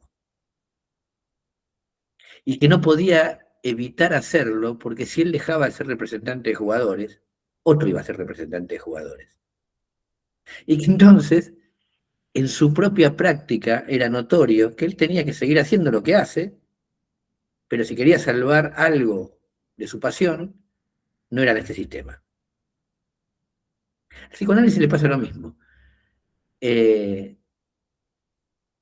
Lo que hacemos no contribuye a mejorar la vida en muchos aspectos de los pacientes, ni siquiera la existencia del psicoanálisis. El psicoanálisis va a ser barrido como toda actividad que tenga una impronta singular, porque el capitalismo es estandarización y degradación.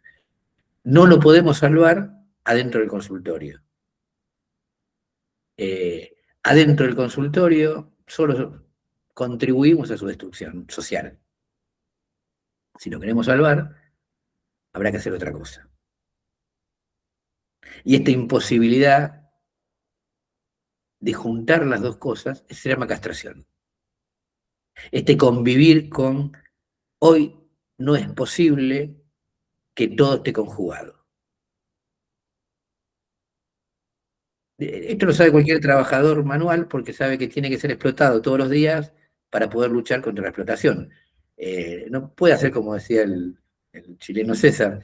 Yo me niego a vivir en el capitalismo. Bueno, el capitalismo le chupa un huevo, vos te voy a explotar y si vos te querés sentir que ya vivís en el socialismo, mejor para nosotros. Pero vas a vivir en el capitalismo hasta que termine. Entonces esta cuestión, ¿cómo convivir con que mi tarea no contribuye a cambiar el mundo?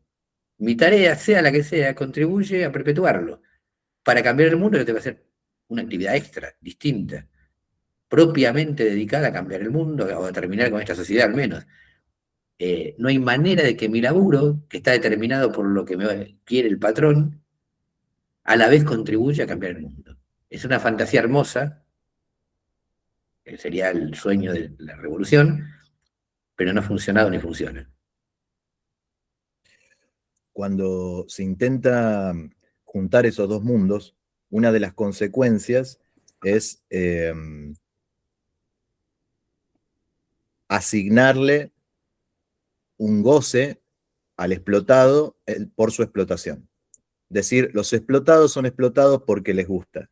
Yo en realidad estoy haciendo esta tarea que está reproduciendo el sistema y debo ser un hijo de puta porque estoy haciendo esta tarea que reproduce el sistema. En lugar de separar los mundos, al juntarlos, parece que estoy caricaturizando, pero cuando se dice por qué los hombres luchan por su esclavitud como si lucharan por su libertad, citando a Spinoza, ¿no? El prólogo del Tratado Teológico Político. Esto lo hacen Deleuze y Guattari en el Antiedipo, citando a Reich también, ¿no? Las masas desearon el fascismo, dicen en el Antiedipo. Jean-François Lyotard, en esos mismos años, en el libro Economía Libidinal, dice, los mineros gozan de la explotación en las minas, los mineros ingleses gozan de la explotación en las minas, y podían haber hecho otra cosa y se dedicaron a reproducir el sistema capitalista. Digamos, el esfuerzo por unir los dos mundos tiene como una de sus tantas consecuencias execrables adjudicar sentimientos y características morales a quienes realizan tareas elementales de supervivencia, digamos, al no poder separar el laburo de reproducción de la organización política.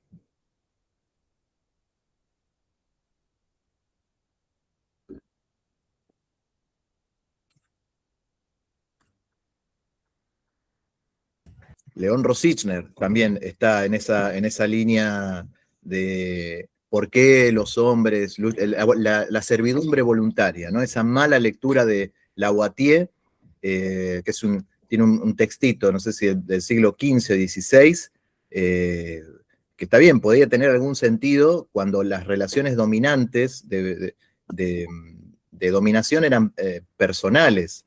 Vos veías, es decir, de vasallaje o de servidumbre, pero cuando el sistema de dominación es impersonal, que es la ley del valor, la idea de servidumbre voluntaria no tiene sentido. Justamente en El Capital lo primero que Marx dice es, lo hacen pero no lo saben. Es decir, reproducimos el sistema porque es la forma que conocemos de vivir. No es que nos sometemos voluntariamente a un patrón porque somos unos siervos, sino que tenemos que laburar para poder vivir. Entonces esa extrapolación poética de una frase que corresponde a un modo de pensar propio del medioevo, como es la servidumbre voluntaria, o lo que pensaba Spinoza cuando recién estaba emergiendo el capitalismo, traerlo al siglo XX o al siglo XXI para explicar cómo funciona el sistema capitalista, pero en lugar de analizar datos económicos, se inventan teorías sobre el espíritu humano, el alma, la mentalidad o la moralidad o las pulsiones de los individuos, se pierde por completo el objeto de estudio de esta sociedad, que es cuáles son las leyes de funcionamiento de la economía, es decir, de la organización, de la producción de la riqueza social. Bueno, si alguien tiene algún comentario más, la próxima reunión, quizá la última de este ciclo, porque terminaríamos, sería la última o la anteúltima. Vamos a ver si Madeo merece una psicoanalista del Hospital Alvear, del Hospital del Rivadavia, que escribió un libro sobre este tema, incluyendo a Koyev.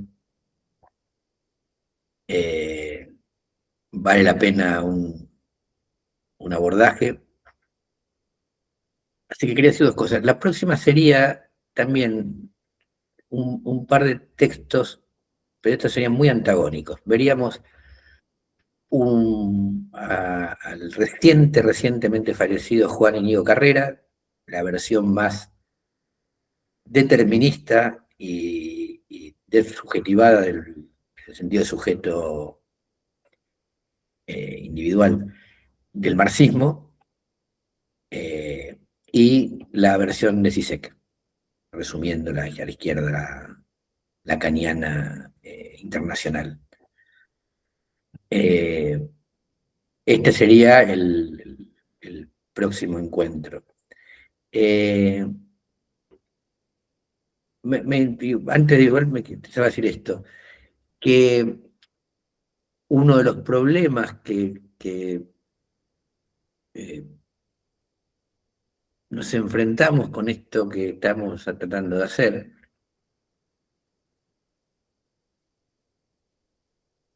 es que un efecto de la implosión del estado de bienestar, del fin de los 30 gloriosos años de posguerra, de la pérdida de la capacidad de atención por los dispositivos digitales, todo lo que hemos escrito en textos y que tiene que ver con este montón de textos, es la dificultad para debatir. ¿Qué tiene este punto? La dificultad para debatir tiene dos obstáculos prácticos que siempre nos encontramos. Uno es, debatir requiere conocer al otro. O sea, este debate requiere no solamente leer a Lacan, sino leer a Marx. Si yo tengo un Marx que es el que me contó Lacan, realmente me interesa muy poco entender nada. Yo solamente quiero no tener obstáculos. El otro es que el silencio es una alternativa muy común. O sea, algo que en el 70, al fin de los 30 gloriosos años, en un mundo donde el saber y el conocimiento y la verdad se ponían en juego, rehuir el debate era humillante. No podía haber intelectuales que rehuyeran el debate. Hoy el signo de los pseudointelectuales es que no hablan. No hablan, o sea, o hablan a sí mismos.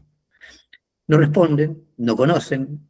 O sea, nosotros publicamos notas. Mariana creo que tiene un sello ya, no sé si existe un sello para poner en el Facebook, pero tiene un sello para responder a los comentarios que es, publicamos una nota y nos responden al título de la nota. que generalmente además la nota suele ser una ironía, y María no siempre le pone lo mismo. Leíste la nota y las respuestas son realmente increíbles, no pero. O sea, no necesito leer lo que vos pensás para discutir con vos. ¿Cómo no? Si no leíste la nota ni hablés. Pero esto, que antes era producto de esto de que se expandía el mercado de conocimiento, se expandían los intelectuales, se expandía la universidad, ¿no? Clementina, la noche, bueno, la de Urganía, bueno, no me sale ahora el nombre.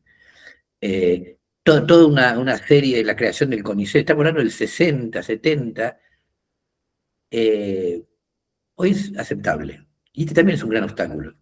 ¿Cómo se puede debatir si el silencio es una opción? Ayer tuvimos una experiencia con esto.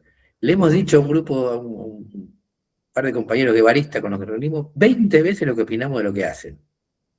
Hemos enviado 40 notas en las que decimos que lo que hacen nos parece que es lo mismo que estamos hablando. Ellos pintan esténciles con la cara de Santucho y eso lo consideran una actividad militante. Nadie sabe qué es el Santucho y si lo supiera, eso no les explica qué habría que hacer. Sin embargo, ellos están contentos con eso y lo siguen haciendo. Lo dijimos de 1000 maneras. En una nota pusimos el stencil como ejemplo y ahí se ofendieron. Y se ofendieron porque nunca leyeron nada de lo que escribimos. Y sin embargo, se suponía que eran interlocutores nuestros, de este tipo de interlocución muda. Y este también es parte de estas cuestiones, ¿no? La interlocución que tiene dos switches. ¿Coincido o me voy? ¿No? ¿Cómo se llama el político argentino, cómo se llama, que defiende a Maduro, al chavismo, a Evo Morales? ¿Atilio Borón? Atilio Borón ayer explicaba pues, la pérdida de elección del candidato de sucesor de Pedro y decía que la plataforma política era un libro de 400 páginas y dice, no podemos, apenas saben leer los campesinos. Sí, pero acá no estamos hablando de los campesinos. Acá estamos hablando de algo que en la versión más burda es esto. Cuando Clarín miente se transforma en una consigna, estoy reconociendo que ni siquiera me quiero enterar de los argumentos de los demás. O sea, el progresismo no lee La Nación. No sé si vos te diste cuenta, nosotros tenemos una campaña, es como las campañas que hacemos nosotros que tienen que ver con el sentido, con el conocimiento. No estoy diciendo nada peyorativo con respecto a la nota de vida y socialismo. No, te estoy diciendo a los tipos. Pero estoy diciendo que esto no es de los campesinos, esto es de los pseudointelectuales. No están dispuestos a leer el argumento del otro. La superioridad moral es previa a la discusión, no posterior a la construcción de un sentido, de una razón. Es, yo tengo razón, y si alguien no opina como yo, debería estar equivocado. La discusión que tenemos, los datos de la burguesía son la base de la que podemos sacar los argumentos. Pero,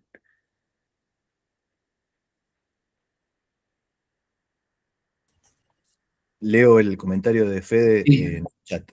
Dice, igual me genera ruido el tema de que el sujeto trabaja solo porque necesita vivir y pagar cosas.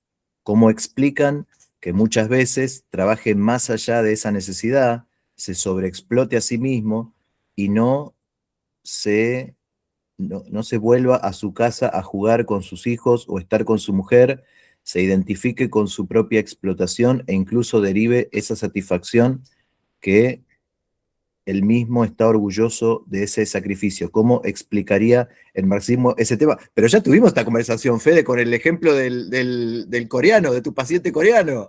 Acá, no, pero es interesante la pregunta. El punto es este. Si yo doy por sentado que yo tengo el explotómetro, ¿cómo se mide la sobreexplotación? Este es el término. Alguien de afuera le dice a una persona que se sobreexplota. Alguien de afuera le dice a las personas que es bueno, lo deseable es volver a casa y jugar con los hijos o estar con su mujer. Esto además tiene muchas derivas, Fede, porque, por empezar, ya no desde el marxismo, del psicoanálisis, yo te podría dar 40 razones por las que una persona se queda en el trabajo hasta las 10 de la noche porque no quiere volver con su mujer. O sea, el comentario va en contra de la singularidad, pero aplastándola. ¿Por qué se queda en el trabajo? Para no volver con su mujer. ¿Por qué eligió esa mujer? Goce. Ahí tenés a Lacan dándonos algo útil. Ese sujeto, todos los compañeros de trabajo se quedan por lo mismo, desde el punto de vista subjetivo, no sé, porque el psicoanálisis no explica esto. Pero sobreexplotación, ¿qué significa? ¿Cómo se define sobreexplotación? ¿Es bueno jugar con los hijos? ¿En qué medida? ¿Cuánto? ¿No puede ser abusivo demasiado jugar con los hijos? ¿No saber, ¿cómo sabemos que se identifica con su propia explotación? La mayor parte de los trabajadores, y esto es muy cierto, porque si no, no votarían partidos burgueses, no solo no se identifica con su propia explotación, considera que no es explotado. Obviamente, explotado en términos marxistas, pérdida de la plusvalía. ¿Sabes cómo le dicen la mayor parte de los trabajadores a ser explotado? El burgués me da trabajo. Fui a buscar trabajo y me lo dieron. Imagínate la distancia que hay con identificarse con la propia explotación cuando no concibe la explotación. ¿Está orgulloso del sacrificio o está orgulloso de los resultados de ese laburo? ¿Se entiende? Cuestionar la realidad diciendo funciona de acuerdo a mis prejuicios, no la cuestiona mucho. El marxismo lo explica perfectamente. Las condiciones de reproducción de la fuerza de trabajo son sociales. No son las que los psicoanalistas prejuzgan. ¿Y por qué son sociales? Porque al lado de ese trabajador que vos acabás de mencionar, si yo pienso socialmente y no individualmente, hay una marea de gente igual a él que no tiene trabajo. Cada trabajador que tiene un trabajo, hasta el más sofisticado, o sea, ¿qué están pensando ahora los programadores? Que hay un montón de programadores que ya se quedaron sin laburo. ¿Y sabes por qué ese programador trabaja de más? Porque sabe que es un horror ser un desocupado. Y entonces no es que se sobreexplota y está orgulloso de sí mismo. Está pensando cómo seguir en tierra, en esa isla de trabajadores ocupados que se achica. Y muchos que resisten al estilo individual son barridos. Entonces, yo te podría hacer la pregunta. Yo conozco muchos psicoanalistas que trabajan hasta muy tarde.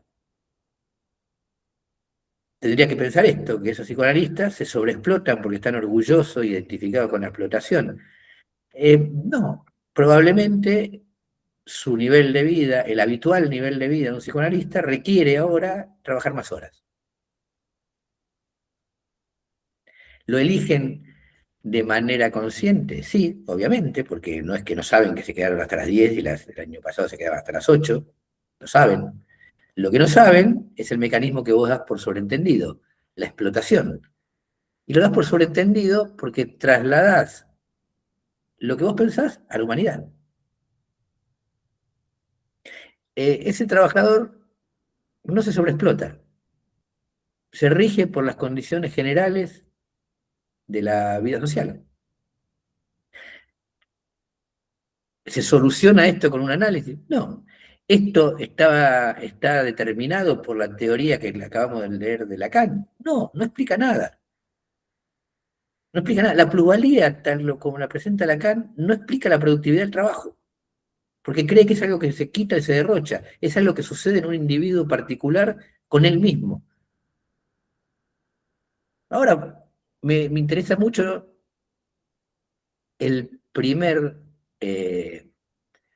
la primera oración de tu comentario, Fede. Es esto, este es el problema de todo.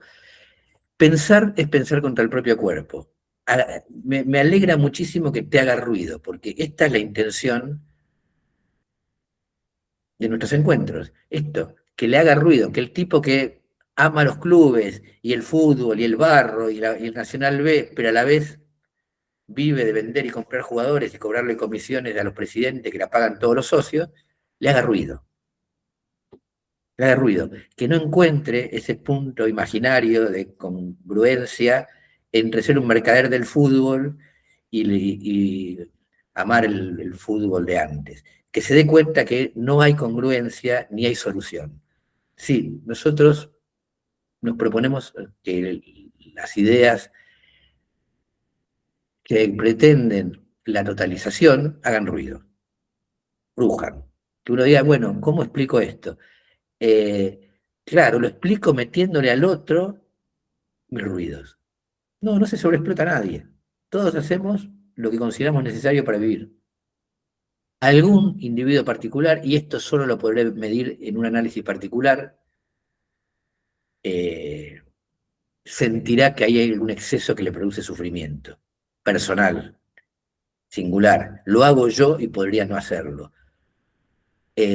La mayor parte de la clase trabajadora trabaja lo que la sociedad le exige para permanecer en el modo de reproducción de su vida que tiene.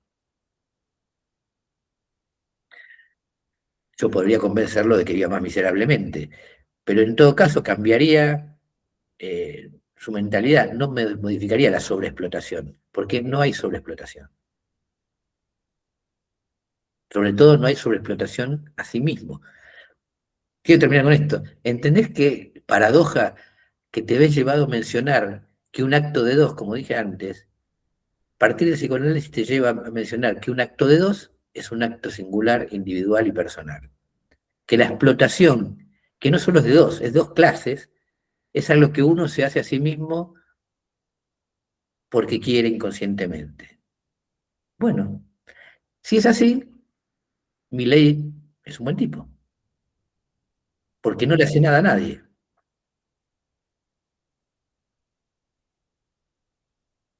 Solamente satisface las ganas de autoexplotarse de la gente, a la cual los convenios de trabajo le ponen límites, por ejemplo. Pero como son las 9:08, lo volvemos a ver en 2 semanas, que va a estar mucho más claro con Íñigo Carrera y con Zizek. Sí, además ya tenemos título para subir este encuentro. Milei es un buen tipo. Yeah, it's only been given time Que to tengan un buen create fin de semana, boredom. compañeros. I Buen think fin de semana. about it Nos and vemos la próxima. discover that I'm free. But freedom is just boredom. Nothing worthwhile to fight for them. Just give me animal mentality, then I'll get by. Animal mentality. Just give me animal mentality. Just give me animal mentality. Just give me animal mentality. Just give me animals mentality. Just give me animal mentality. Animals mentality. Then we'll all get by. Okay? Okay.